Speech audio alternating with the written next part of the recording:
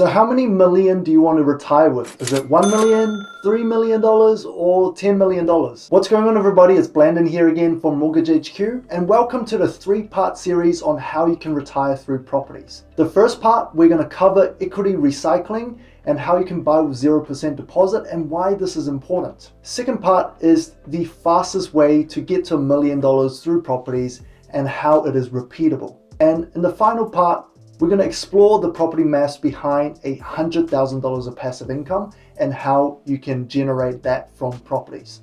And in this video, we're going to explore how you can recycle the equity and buy with 0% deposit. Now, before we learn the how, it's always important to explore the why first. And if you stay till the end, I'm going to share with you what banks the pro investors use to actually recycle the equity quickly.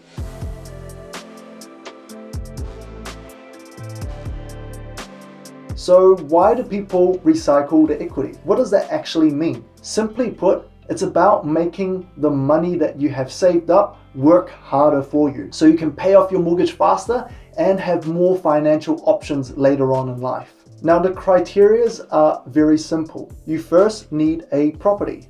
Now, with a property, you usually have 20% equity in it.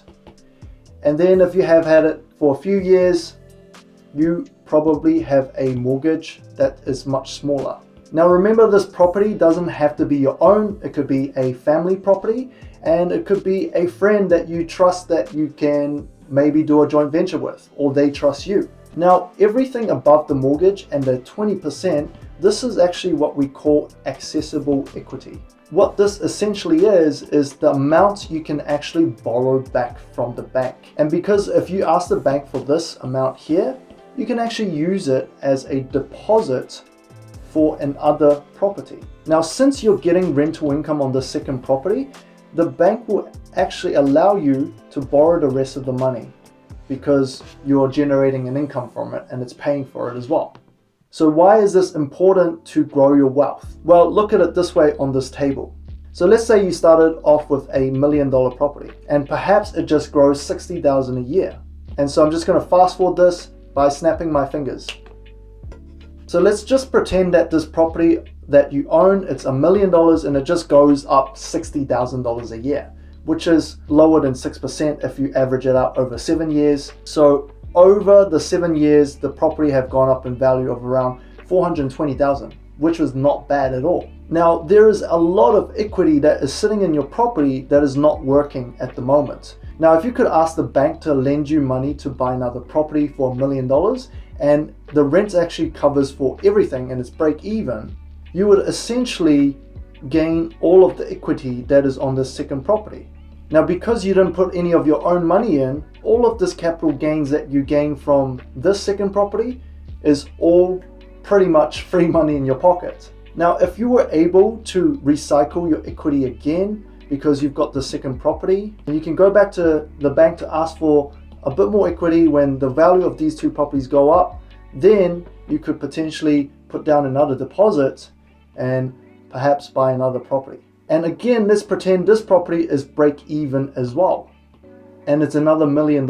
So you would then get another $60,000 every year from third year onwards. So now if you look at it like this, you have 2 extra properties that is looking after itself on cash flow basis, and you're just keeping all of the capital gains. Effectively, you're making the equity in your initial property work a lot harder for you. And I'm just using round figures. Obviously, you probably get a little bit more capital gains than this, but we're conservative. You would gain an additional $660,000 over the next 7 years if you invested in just 2 more properties. And for the average Kiwi family, $660,000 would be enough if they sold these property, pay off their own mortgage completely, and then probably have some left over.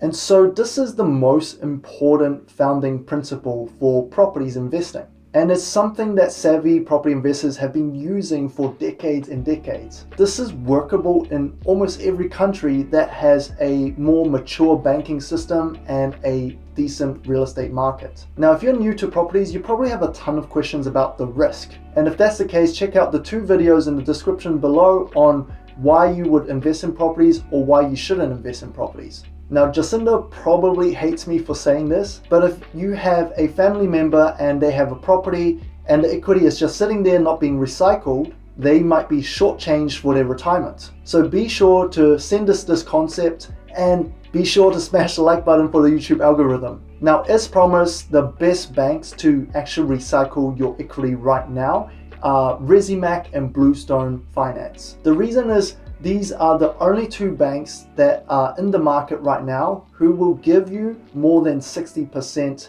borrowing on investment properties, actually up to 80%. So you need a lot less equity to get another property. But of course, there is always a downside.